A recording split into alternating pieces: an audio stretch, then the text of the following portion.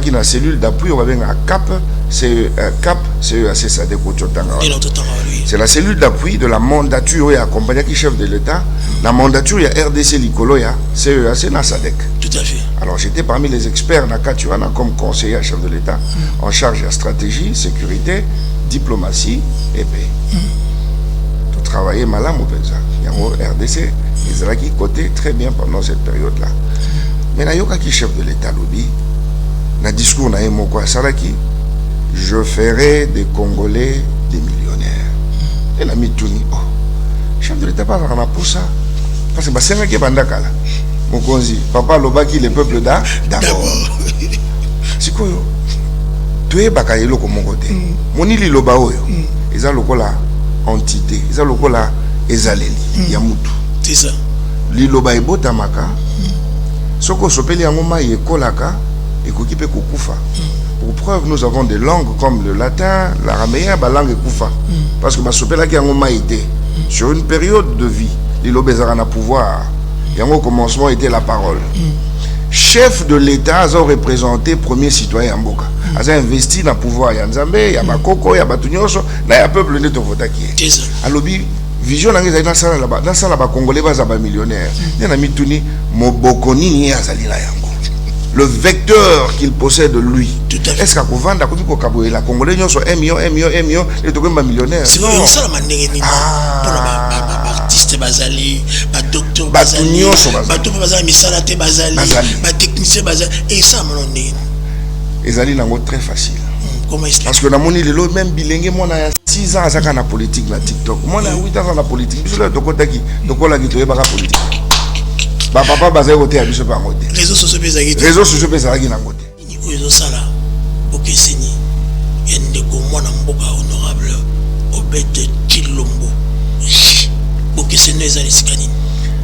Bokesene ezali était toyoki mingi. Banda bo mwana na ngai nazalaka koyoka. Natalaka na yoka. Kasi mama nango azali na bomo epo papa kufa mwakala. Ateya ngai uta bo mwana na ngai. Tika ete iyo na yo ezala iyo. Te na yo ezala te. Elingi koloba nini?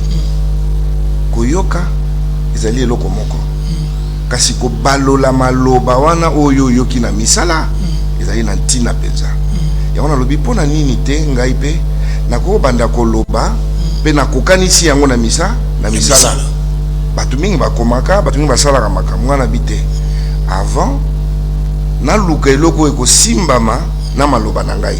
Soki na lobi mbala musete bomoni pona nini balabala ezali na bopeto te boy ngai mo na zali kosala nanu nini na koya na misala pona koteya batu na misala parce que yezo bazaki mamusu koteya batu akoloba ete bokonzi ya tata na ngai batu bakoya lisusu na nzala te preuve yango 5000 personnes mbisi mibale na mapa na bongoli yango ekomi bilei batu balie ngai pe nalingi mbala oyo tozala pragmatique toya na misala toloba ok.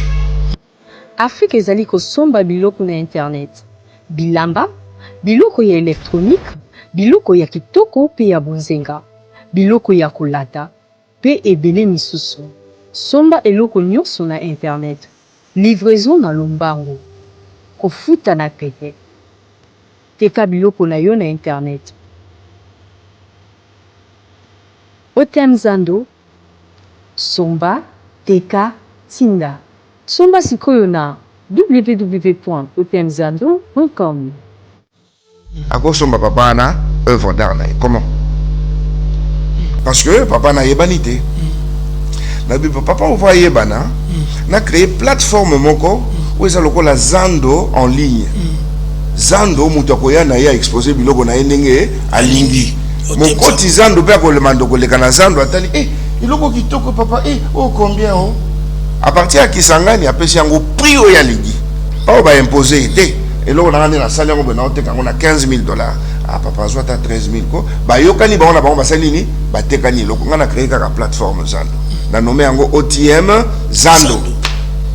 So, le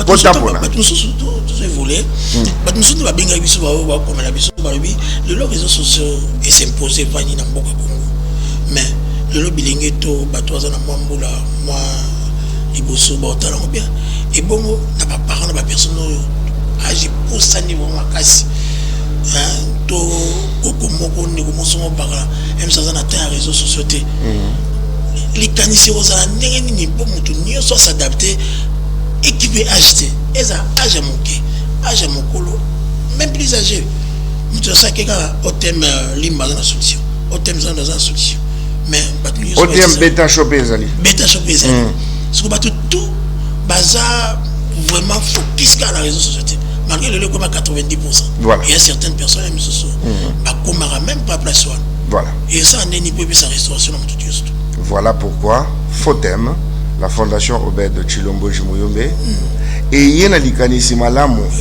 Et puis nazali ko profiter de ko deluxe na média na yo. Oui. Na panza sango po bato mutema malamu basila te bazali kaka. Bazé belé mais misusu basala tellement malamu mingi balemba na bango. Bolemba te. Est-ce que mutalemba kolona na kolia? Jamais. Tokoba ko créer ko kela elongo likanisi ya munene ya formation yango wana Fotem et zui mokano ndenge salaki déjà avant to bandaki yango avant. C'est ça. Chaque mois à partir du mois de février to bandako autonomiser to pe côté ya ko former ko pesa na makoki sengeli na 500 jeunes minimum. Objectif est d'aller au comme on a 1000 jeunes. Nous sommes à Kinshasa, donc dans la grande ville Lubumbashi, Likasi, Kolosi, Kaso, un peu partout, gratuitement. Donc c'est ata 1 franc, soko mokete. Donc on formé batuna 3 grandes économies. L'économie verte, les ali zamba munene o batuming ba yebite. L'économie bleue. Zamba munene lisusu ekosala ba milliards na mboka oyo na économie blanche. Pourquoi? Parce que na ba analyse na ngai en tant que doctorant en business administration and artificial intelligence, intelligence artificielle à l'université suisse Academy, n'a remarqué que ba pays mingi Afrique, y compris mboka na biso, tozo utiliser kaka économie moko to benga l'économie rouge. C'est l'économie à Banyongo, Defisangaï, économie à Sopeka. Économie à Sony. Il y a Sony. Parfois même dans l'instance où on dit que to sengaka. Alors, mboka na biso nzamba pesi biso 3 économies à malamu. On me dit qu'à fleuve Congo. Depuis très longtemps, là on a qu'une scène par exemple la France et partout parce qu'on a tambola raté forcément pour une mission diplomatique non. Nakenda nangati na bakartia bapaka juma na bamboka mosusu nalingana yeba bo moto ezali ndenge nini to sala mbongo ya liboma mais il faut des états généraux des technocrates bato bayebi ko kanisa malamu bato bazwaka ta avant de zo kanisa pona bolamu na ete ngana age na ngai siko na za mukolo pe ngambe mingi te mais siko na ngana posa eloko te sincèrement merci na sali tout formé ba jeune honorable Obed pour la formation il y a des jeunes parce que plateforme nous ont gagné Makassia ils sont vraiment trop responsables trop cultivés bah imboka et bien la formation mais formation et ça très important voilà surtout tali conférence de presse des ça na tuna yo mutuna moko wana na makam oyo sala et ça pour les artistes pour le peuple congolais pour les musiciens pour les politiciens et bien plateforme là est-ce que ça subventionné par l'état congolais parce que yo moko Eza passe ya solo yango na ko profiter na émission na yo. Est-ce que vous êtes subventionné tout d'abord na commune na Zandako na 200 si j'ai bonne souvenance c'est qu'on appelle ça le chiffre exact. C'est ça. 266 lettres de demande de subvention. Na sengi nini yo kalo na sengi. Na sengi mbongo te. Na za accusé de réception nyonso. Na roya na on émission muso na tandeli yo. 266 lettres. Na sengi ka salle salle pour nous reformer ba jeune mais na zuka réponse moko ya on atra so watu no bani ba beto 12 to din parce que la réponse moko na ba lettre tout na nyonso nga na komi ba na laxi bango na ba plan agenda nyonso pour expliquer ba koti dans le fond et dans la forme na ça na besoin mbongo te ba pesa nga mbongo te ba lukela nga bisika na banda ko former ba jeune parce que na tondi sami moi moke na ngolu ya nzambe na mayele ya ba économie misato wana, l'économie verte, l'économie bleue et l'économie blanche. Ngamo nazo appliquer yango, nazo sala yango, nazo beta kaka ça. Donc moko nem ta répondre. On a train d'attaler à l'obité dans le Sabine, c'est là qu'on a formé ba jeune. Et on a profité na pesi DG Mbote mingi, pe merci mingi. Parce que vous allez Kolanda, maloba ya chef de l'État, parce que dans le vecteur bus, il y a comme même loba ya chef. Et ça kilo makasi pour nangai moko. Il faut pas te belé pour même loba wana. Yango DG on atra à l'obité. Na ko luka et si kana pesa yo, on va ko former ba jeune. Malembe. Et l'obité que tous on a besoin en place moko. Imagine toi tous en bisika 4 et 5. Na formé bateau ba sengeli pe pour la former parce que je forme même aux États-Unis. Bisika nyon sont nous formé bateau. Tina end na formaka. Tu formé ba jeune 500 au bout de 6 mois. Au bout de ça on a combien de formateurs, des formateurs. Les ambassadeurs. Alors on a bondeli bateau baza mitema malamu. Bo pesa biso mbongo te, cash te.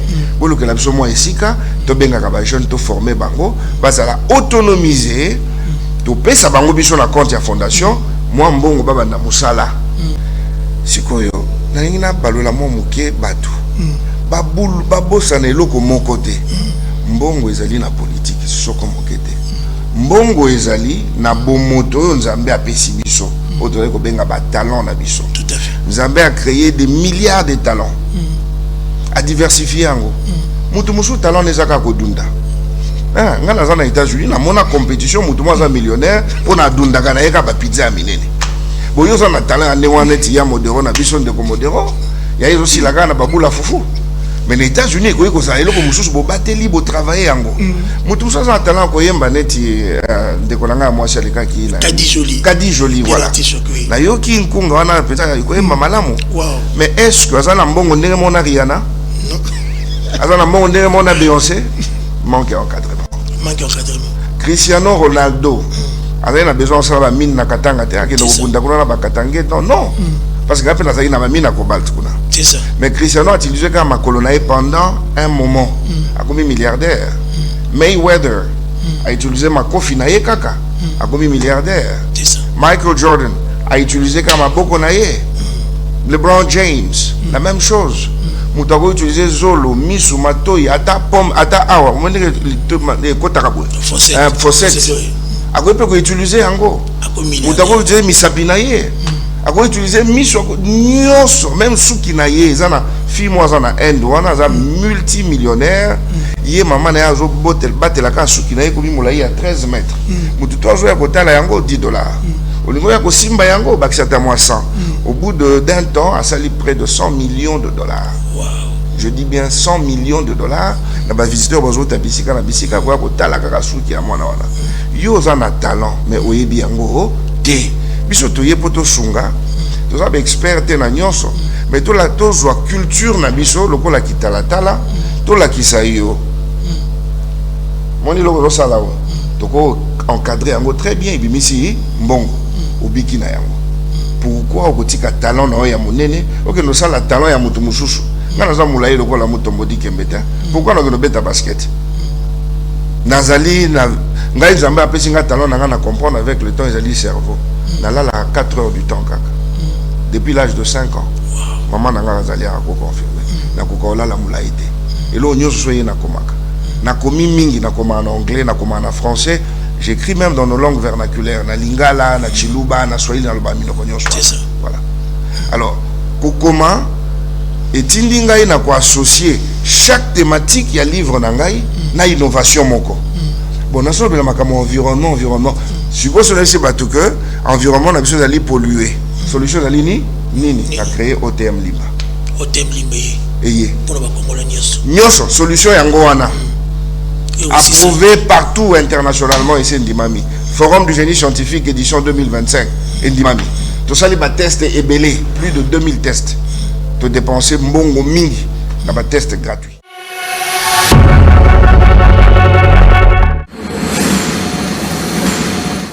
Avec l'honorable de la personne de monsieur Obed Chilombo J à la fin. Exact. Ok. Mouyumbe, nous allons faire l'évaluation de la conférence de presse. Il est bien mingi. Merci beaucoup. Makasi bandi wazotalo de partout. Karagato annoncé bande passante ezoleka mbala moko bato bino photo yo kaye moko alimbola biso bina na lingala Alexa biso intérêt ba congolais anini ba congolais ba comme ba responsable ndenge nini parce que tout le monde a battu bel ba projet mais la tante tout mais quand même yo tous un espoir et vous la tante ou ti wapi makanzango yaki ndenge nini okomi awa ndenge nini te bato osona yo et puis nini osala bokeseni na yo na basuswana. C'est pour cela au travers de cette émission, mesdames et messieurs, nous avons là avant d'attendre la notice na yo au pesa ba imboka nyoso watalo en Afrique au banana Congo na ba province parce que nous sommes suivis à l'international sur Kinshasa, la CNT, notre radio la Tinitas et puis média en ligne va compter officiel. Attaque au kufa ba koyi ko le sondengo ko kufa. Ko benda pe mamingi to ko souffrir. Banda ko pe na rythme boy. Et loko nyonso ba dirija ka mutu. Soki mutu aye qualité to ba ekolisi ete. Mutu ana akokani na nyama ya zamba. Koyeba nde sengeleza eloko ya liboso na bomo ya mutu. Alors na yepo na kusunga na lobite ke na yeko silisa makambo te. Na yepo na koya na mwa brique na nga muke na bakisa na empire munene oyo ezali mboka na biso RDC mbala mosusu brique wana ekoko simba colonie ya munene po ete eselingwa makasi etelema ngwi des contributions. So bato bele baya na maloba kitoko boye baya na ba projet ndenge na ndenge avant to continuer mission na biso nini oyo sala bokeseni yende ko mwana mboka honorable Obed Chilombo bokeseni ezali sikanini bokeseni ezali ete toyoki mingi banda bomwana na ngai nazalaka koyoka natalaka na yokaka kasi mama nango azali na bomoi po papa kufa mwakala ateya ngai uta bomwana na ngai tika ete iyo na yo ezala iyo te na yo ezala te elingi koloba nini koyoka ezali eloko moko kasi kobalola maloba wana oyo yoki na misala ezali na ntina penza yango nalobi mpo na nini te ngai mpe nakobanda koloba mpe nakokanisi yango na misala bato mingi bakomaka bato mingi basalaka makambo nga na bi te avant naluka eloko ekosimbama na maloba na ngai soki nalobi mbala mosu ete bomoni mpo na nini balabala ezali na bopeto te boye ngai moko nazali kosala nanu nini nakoya na misala mpo na koteya bato na misala parce que yesu mpe azalaki mbala mosu koteya bato akoloba ete bokonzi ya tata na ngai bato bakozala lisusu na nzala te preuve yango 5000 personnes mbisi mibale na mapa na bongoli yango ekomi bilei bato balie ngai mpe nalingi mbala oyo tozala pragmatique toya na misala toloba moke napesi bandeko nyonso mbote bisika biso esika bozwami ezala na mboka awa na Kinshasa na République démocratique du Congo to pe pai nyonso bozali napesi mbote na bandeko na ngai ya Scandinavie nasali mingi kuna Europe mobimba na yebi yango Amérique mobimba na tamboli na bamboka près de 184 pays et îles à travers le monde na yebani bisika mingi napesi bino nyonso mbote pe lomingo lolamo lelo dimanche à Malonga. Toi ne sengo yamba yo monsieur Obed. Merci beaucoup. Chilombo. Voilà. Chilombo. Ça te fait vraiment très plaisir au travers de cette émission. Tout le monde a battu belé lolingi lokolayo baya na ba projet mais ba projet abango il attend tout.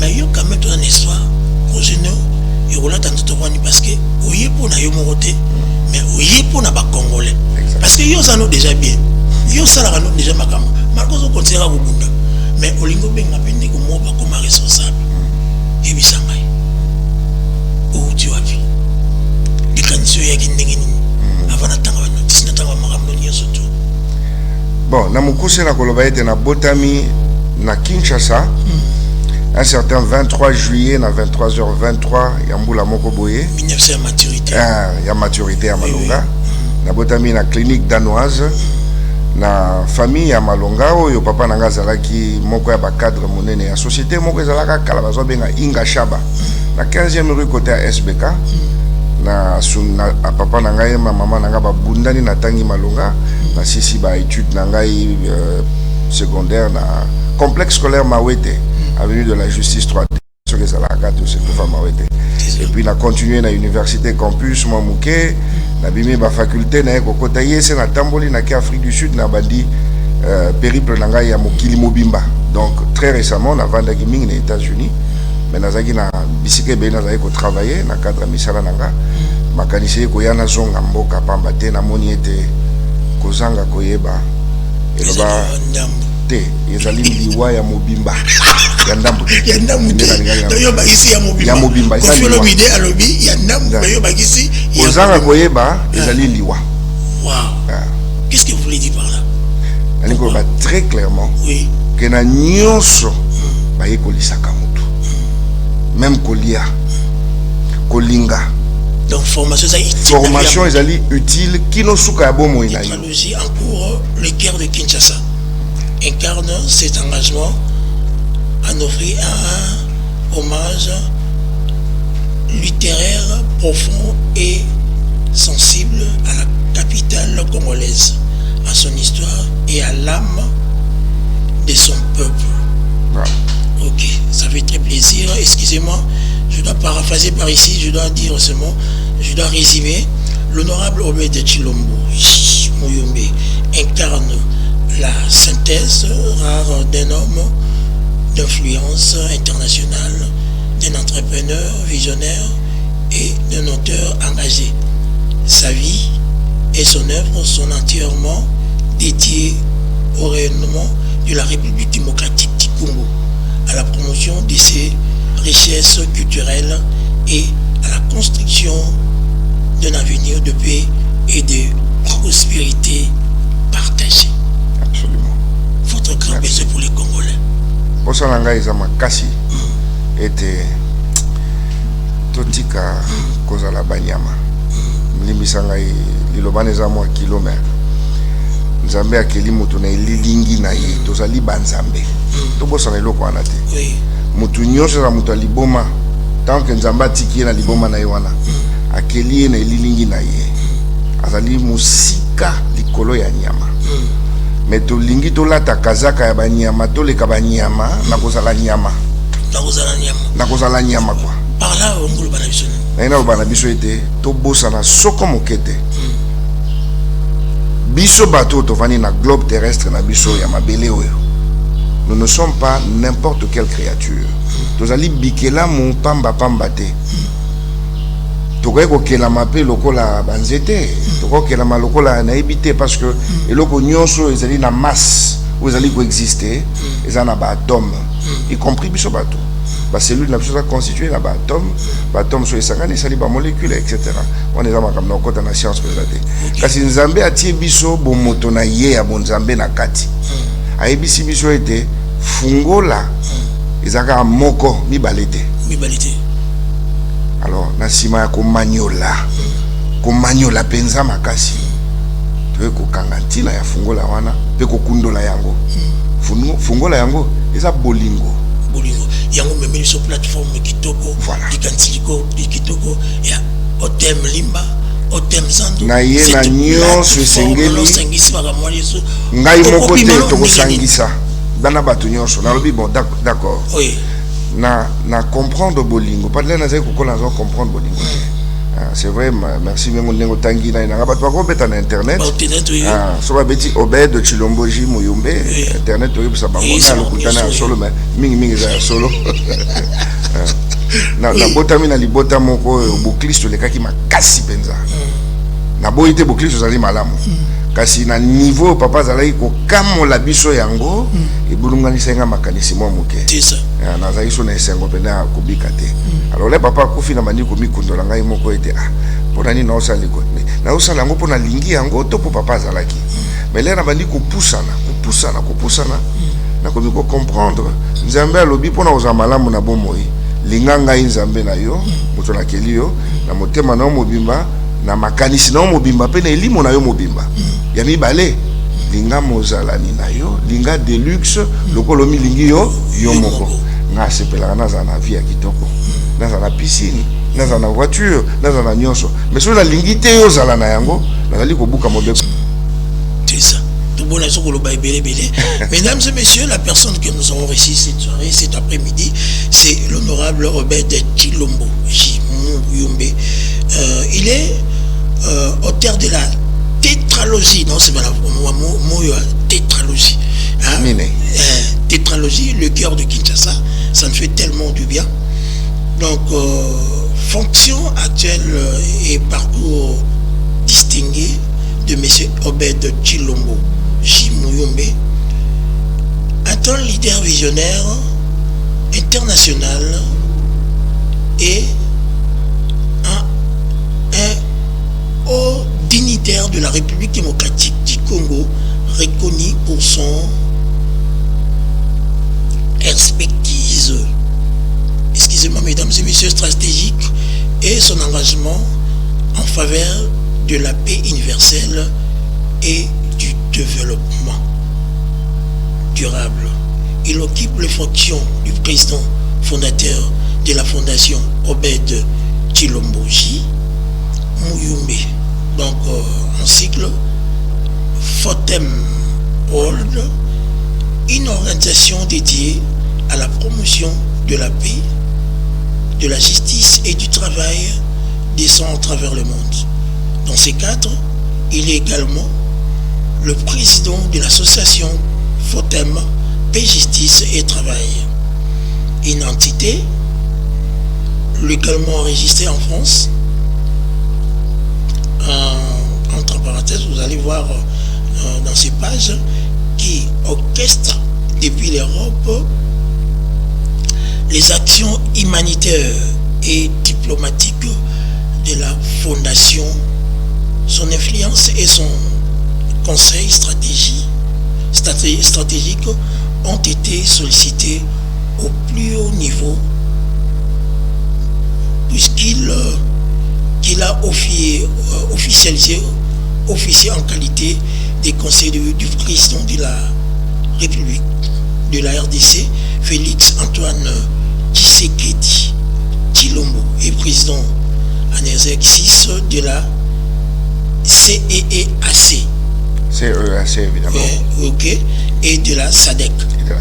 Ok. De 2022 à 2023. À la cellule d'appui à la mandature de la RDC, à la présidence de la SADC, CEAC et de la SADC. Communauté économique des États d'Afrique centrale. Tout à fait. Des politiques de paix et de sécurité et renforcement de la coopération diplomatique dans la région. Pareillement à son engagement diplomatique et fonctionnel, M. Tshilombo J. Mouyombe et entrepreneur accompli occupe le poste du président directeur général des sociétés Otem Sarlu. Qu'est-ce que ça veut dire Sarlu? C'est une société à responsabilité limitée unipersonnelle. Congolais, c'est la forme juridique de l'entreprise. Ok. Ok. Parcours littéraire, je suis en train de vous lire, et engagement culturel. En tant qu'auteur et écrivain, M. Obed Tshilombo J. Mouyombe consacré son talent d'écriture à la création de... Voilà. Vision wana et pambaté parce que kosangana na vision ya mokonzi ya mboka parce que na saleli na qui na cellule d'appui on va bien à CAP, c'est CAP, c'est ça de Kochotanga. C'est la cellule d'appui de la mandature et accompagné qui chef de l'État. La mandature il y a RDC Likolo ya c'est na SADC. Tout à fait. Alors j'étais parmi les experts na Katuana comme conseiller à chef de l'État en charge de la stratégie, sécurité, diplomatie et paix. Tout travailler malam au Penza. Il y a un RDC ils ont qui côté très bien pendant cette période là. Mais na yoka qui chef de l'État lobby na discours na moko salaki je ferai des Congolais des millionnaires. Et la mituni, oh, chef de l'État pas dans la poussa. Parce que c'est un qui est bandakala. Mon conzi, papa lobaki le peuple d'abord. C'est quoi? Tu es bakayelo comme mon côté. Mon ili loba oyo. Ils ont le kola entité. Ils ont le kola ezaleli. Yamutu. C'est ça. Li loba ebo tamaka. Soko sopeli angoma yekolaka. Et koki pe kokufa. Pour preuve, nous avons des langues comme le latin, l'araméen, la langue koufa. Parce que ma sopela qui angoma été sur une période de vie. Les lobezarana pouvoir. Et au commencement était la parole. Chef de l'État a représenté premier citoyen en Mboka. A investi dans le pouvoir. Il y a Nzambe, il y a Bakoko, il y a Batunyoso, il y a peuple de Tovotaki. Alors, vision dans la salle là-bas, dans la salle là-bas, Congolais, il y a millionnaire. Il y a Mituni, Mobokoni, il y a Zalila Yango. Le vecteur qu'il possède de lui. Est-ce qu'à Kouvanda, la Congolais, ils sont 1 million, et tout le monde millionnaire. C'est vrai, ça la manière. Artiste Bazali, docteur Bazali, docteur Bazali, Misalate Bazali, technicien Bazali, et ça, mon nom. Et Zali n'a très facile. Comment est-ce que parce que dans mon île, même bilingue, moi, j'ai 6 ans à la politique, la TikTok. Moi, j'ai 8 ans à la politique. Je suis là, donc, je suis politique. Papa bazali côté à biso pas côté réseaux sociaux pesa qui na côté sikoyo na ngina balola mo muke batu babulu babosa na eloko mon côté mbongo ezali na politique soko mokete mbongo ezali na bomoto nzambe apesi biso otole ko benga ba talent na biso tout à fait nzambe a créé des milliards de talents a diversifier ngo mutu musu talent nezaka kodunda. Nga naza na États-Unis na mona compétition mutu mwa za millionnaire pona dundaka na yeka ba pizza minene boyo za na talent ane wana ti ya modero na biso ndeko modero ya hizo si laka na babula fufu mais les États-Unis ko za eloko mususu bo bateli bo travailler yango mutu sa za talent ko yemba neti ndeko nanga mwasi aleka ki na Kadi Joli voilà na yoki nkunga wana peta ko yemba malamu mais est-ce que za na mbongo ndenge mona Rihanna non aza na mbongo ndenge mona Beyoncé manque encadrement. Cristiano Ronaldo a besoin de la mine na katanga te ake ndobunda kuna na katange non parce que après na na mine à cobalt kuna. C'est ça. Mais Cristiano a utilisé comme ma colonae pendant un moment a comme milliardaire. Mayweather a utilisé ma kofinaye kaka a comme milliardaire. C'est ça. Michael Jordan a utilisé comme ma bokonaye. LeBron James la même chose.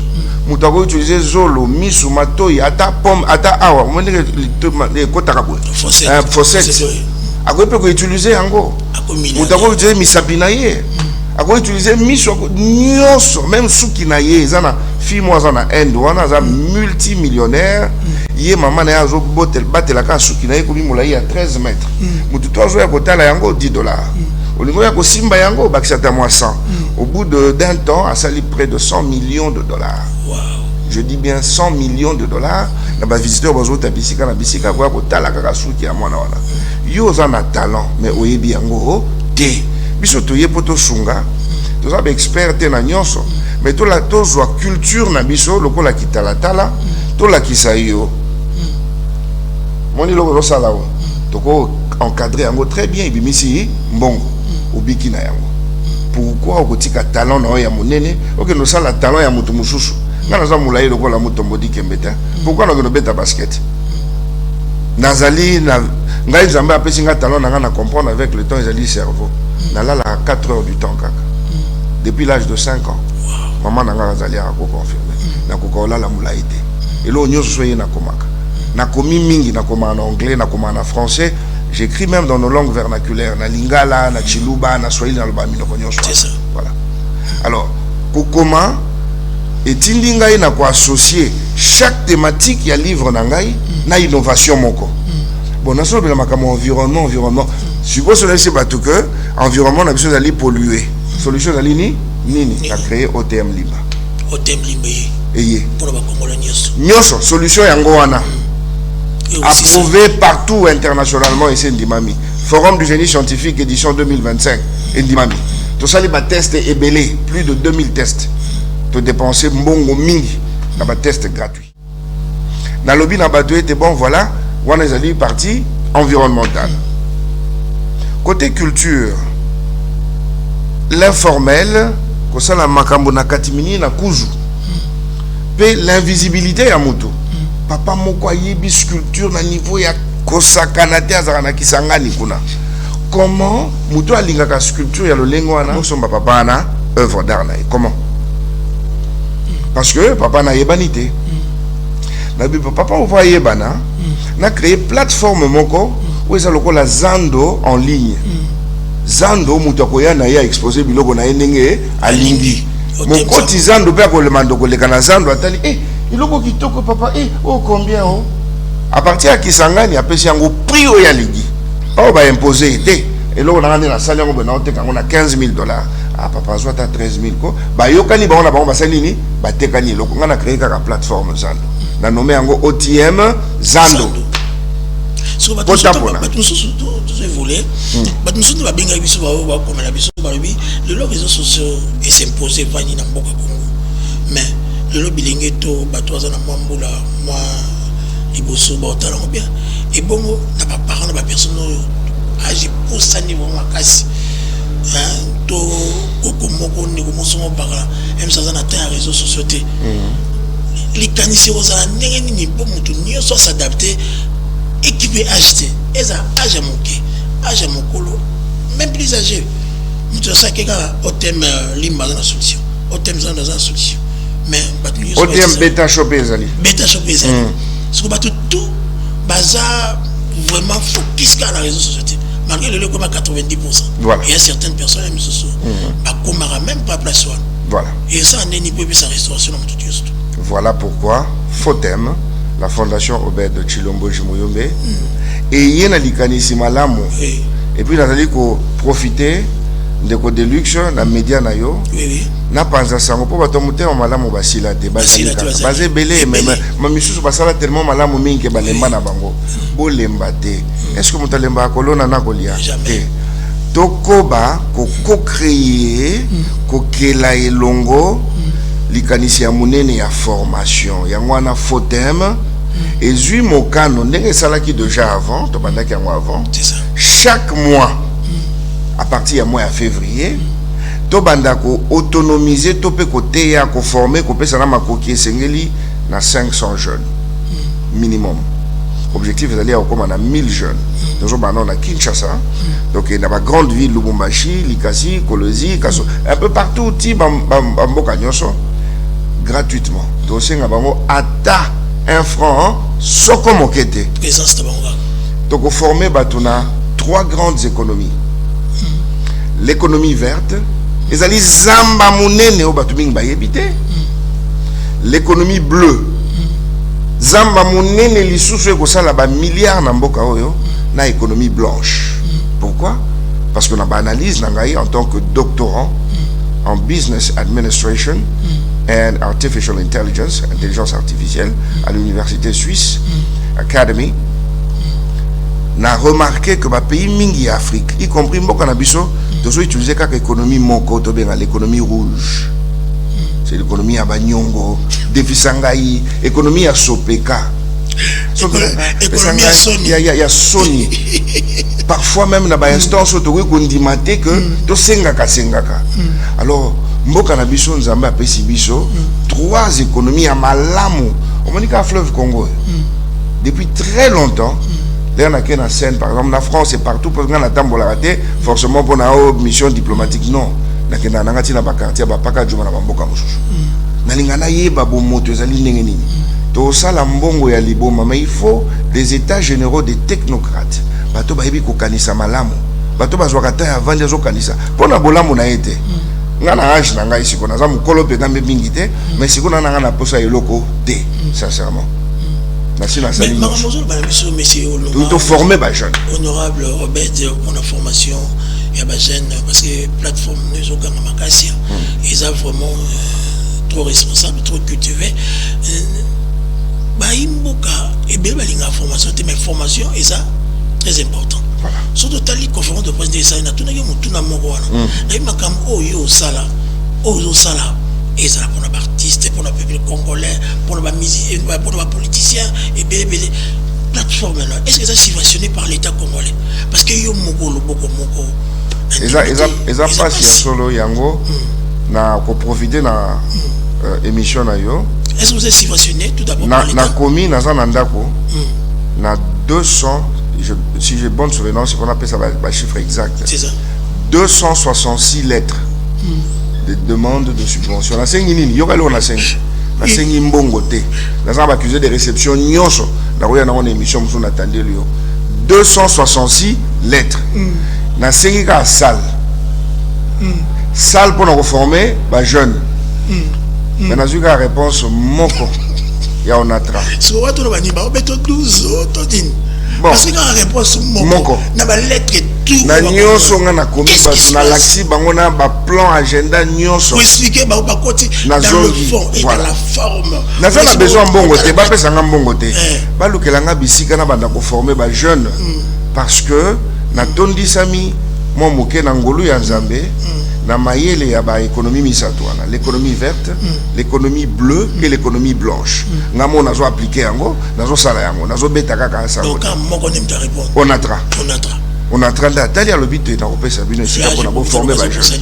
Et on a profité na PCI DG Mbote mingi pe merci mingi parce que vous allez Kolanda maloba ya chef de l'État parce que dans le vecteur bus il y a comme mali loba ya chef et ça kilo makasi pour ngai moko il faut pas te belé pour mali loba wana yango DG on a tra à l'hôpital na ko luka et si kana pesa yo banda ko former ba jeune malembe et l'hôpital que tous a besoin de place moko imagine toi tous en bisika 4 et 5 na former bateau ba sengeli pe ko la former parce que je forme même aux États-Unis bisika nyonso nazo former bateau tina end na formaka to former ba jeune 500 au bout de 6 mois au bout de ça on a combien de formateurs des formateurs les ambassades alors on a bondeli bateau bazami te malamu bo pesa biso mbongo te cash te bolo que la biso mo esika to benga ba jeune to former bango bazala autonomiser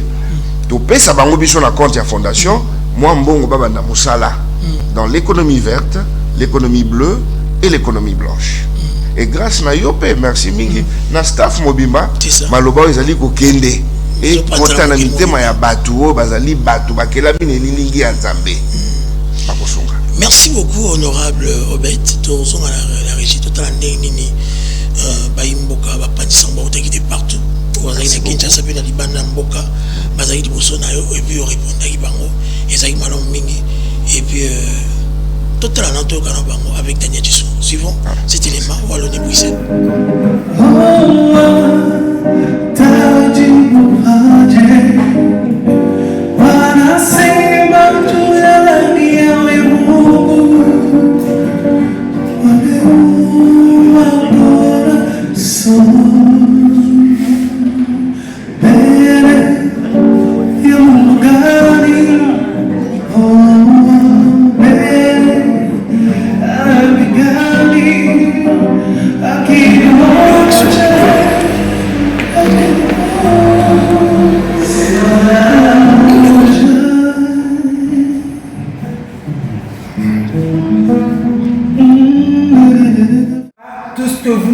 Pompé comme matière.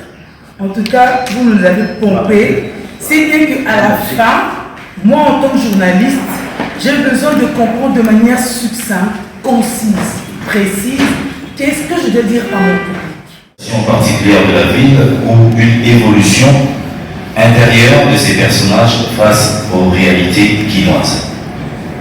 La première question, est-ce que votre tétralogie qui porte le titre fort, le cœur de Kinshasa, en quoi cette œuvre dépasse-t-elle la simple narration urbaine pour devenir, selon vous, un miroir de l'âme sociale, politique et humaine de la capitale congolaise?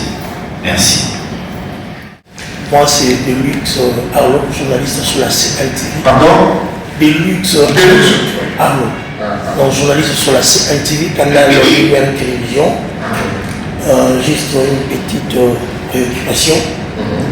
Au terme Lima, on met des réductions d'émissions et des économies de carburant spectaculaires.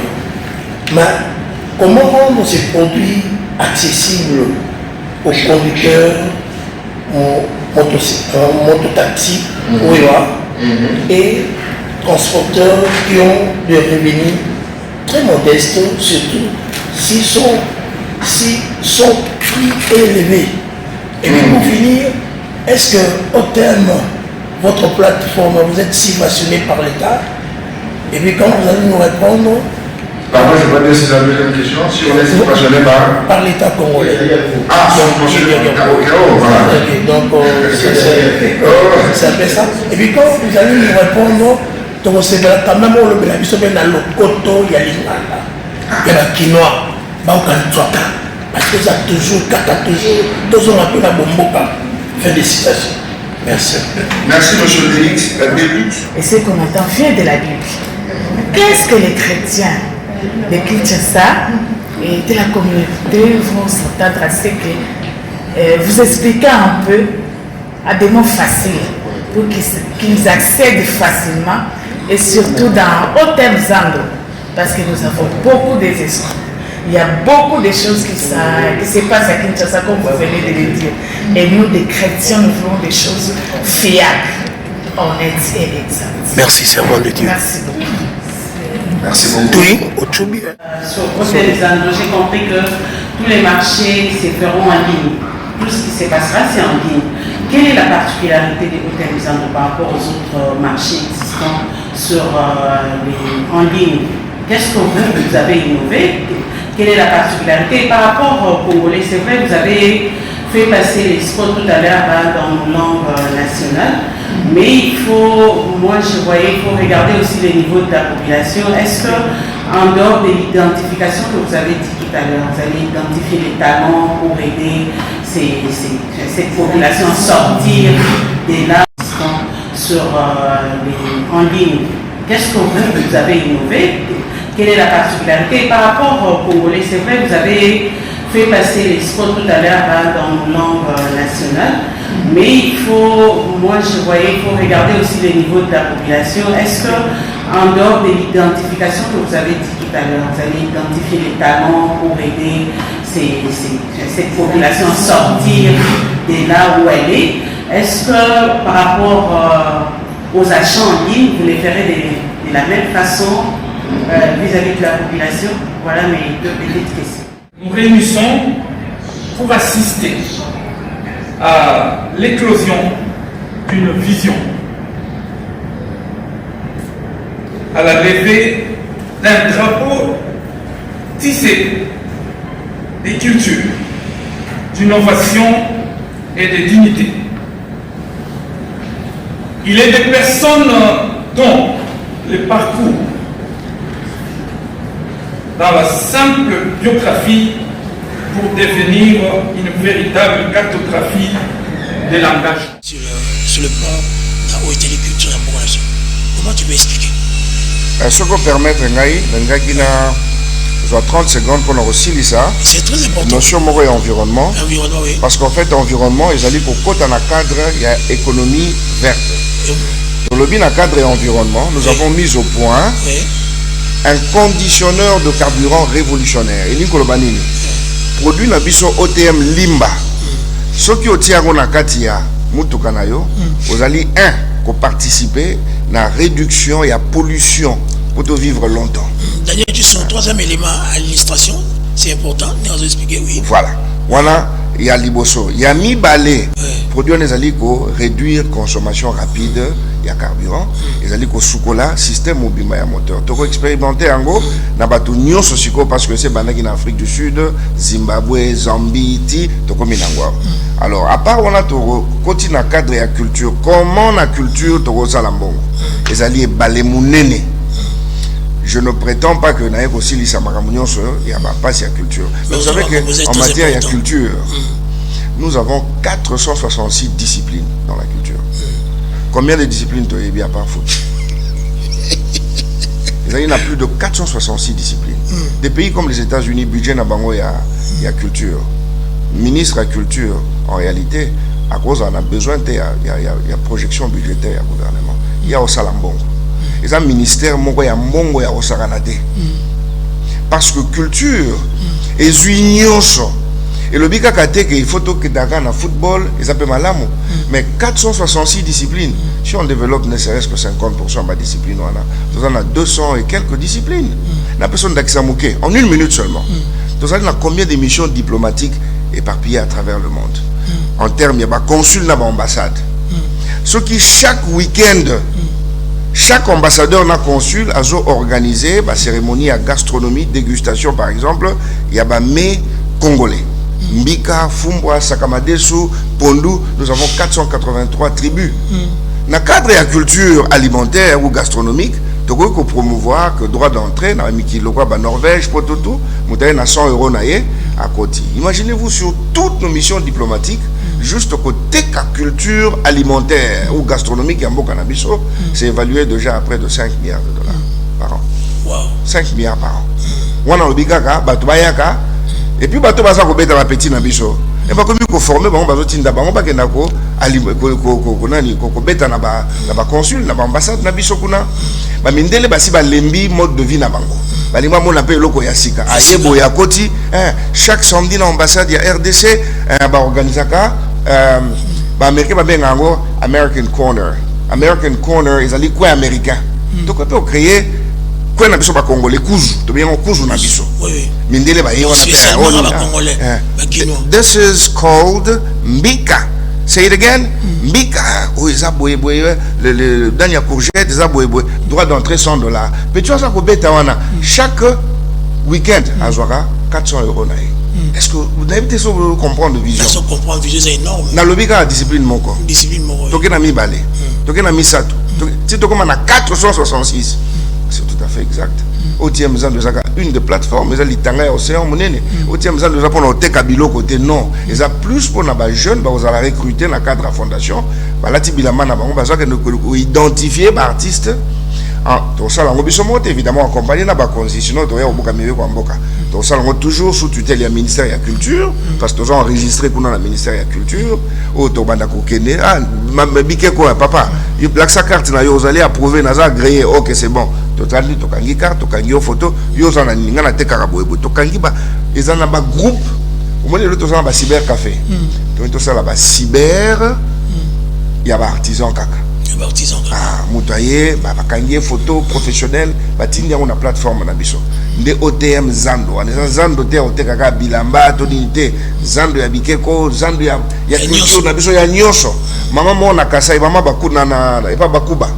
Basala une tisserande voilà, tisserande ya bakuba, asali lo connaît à propre.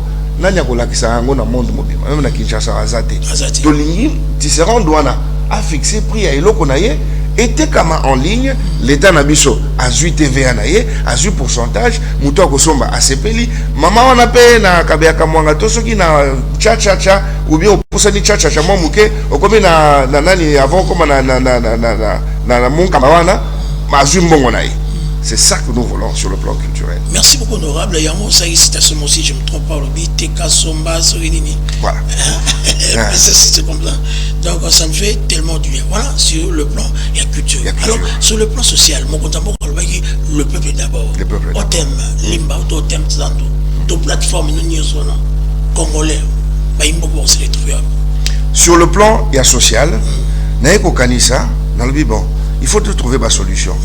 Le coup on a convoqué les états généraux à la jeunesse dans ça lango calamité na ba campus nyonso na makoki mukieka ko doza lango de base ata kwanga na nguba na mai tokolia na biso on appelle na message na ngako lipa batia na mafuta mingi na liaka ele baya ya boya to vendre sika moko to bouler ensemble. Mais moi je viens d'inaugurer site mususu ya sika OTM Beta Show limboli nini c'est ça et limboli sikoyo boye bateau va voyager peu moins ming baïbe va les pages jaunes.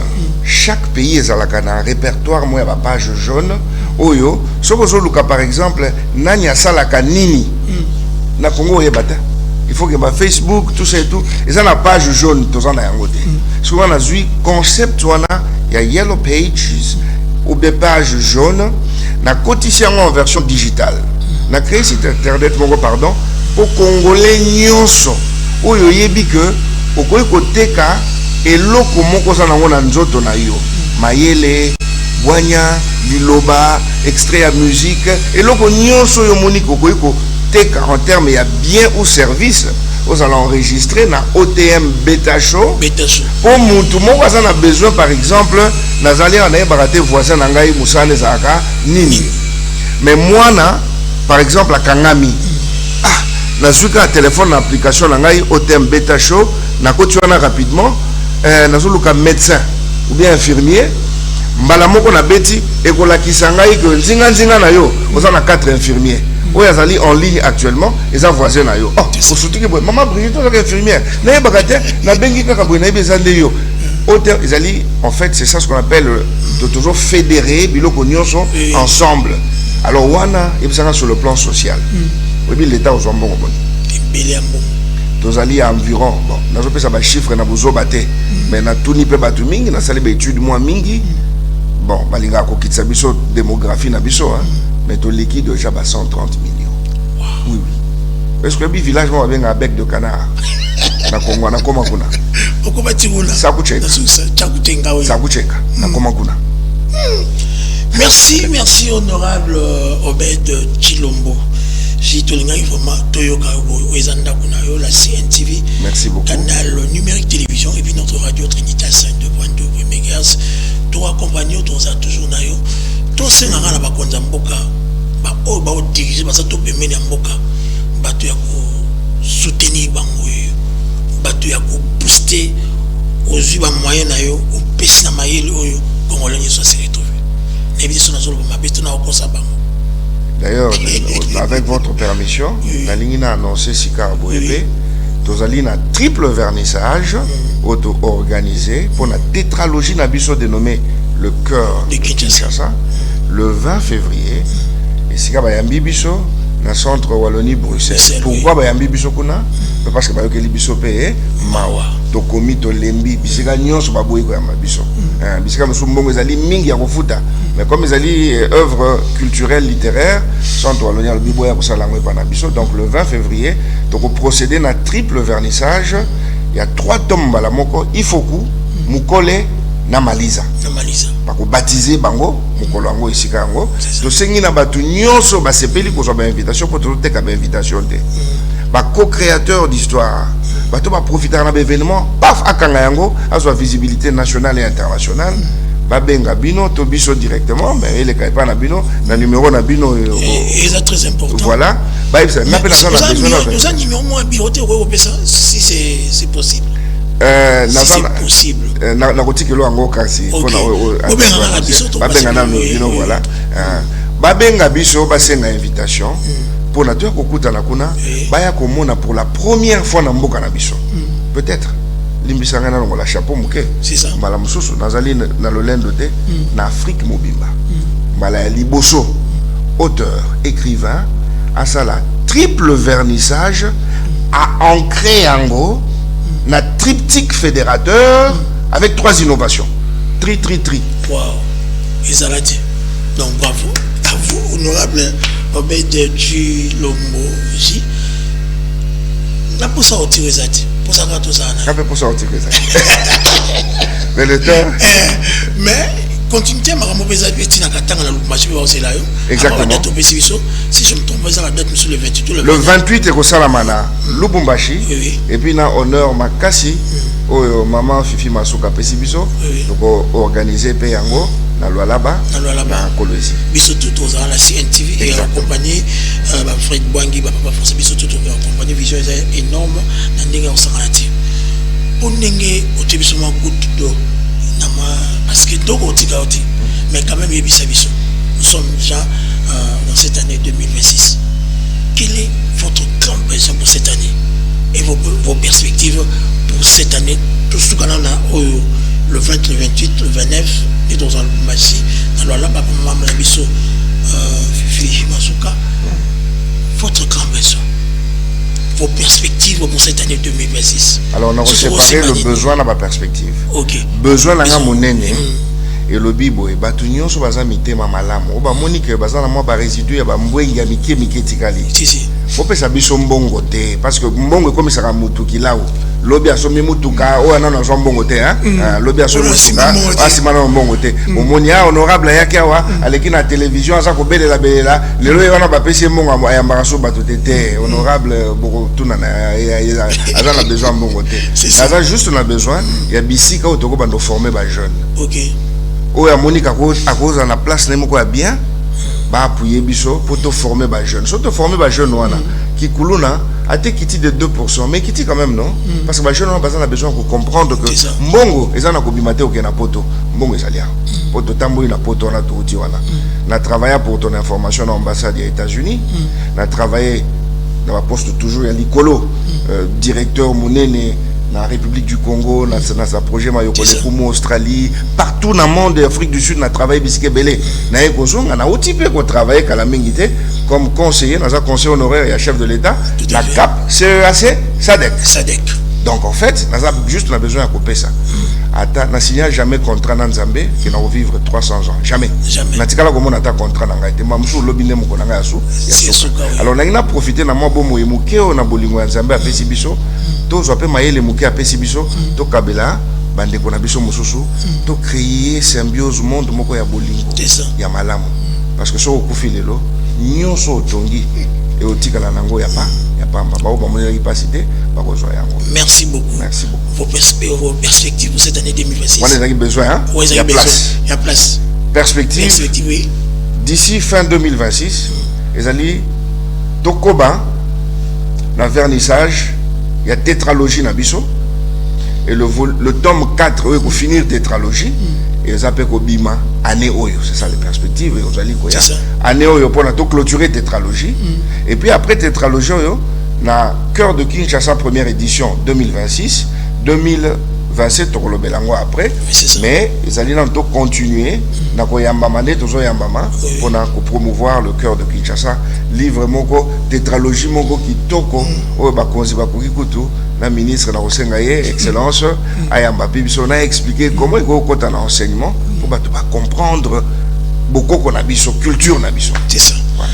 Merci beaucoup l'honorable Robert Totondio Botondi malgré beaucoup d'occupation au bengo partout mais ça n'a pas au bilan du luxe je serai là pour répondre à votre invitation pour nous expliquer vraiment l'honneur est partagé vous avez quand même dérangé la mytho dans la mission ah absolument on a besoin que tu émission à Boekoba de continuer que télémission mboka tout tikana nos politique c'est ça politique tout tikana bato bazo sala yango to sala mbongo lo lenge mususu merci à Daniel Tissounou qui était à la réalisation de cette émission Place des artistes. Merci à Fred Douane qui nous assiste, Papa François.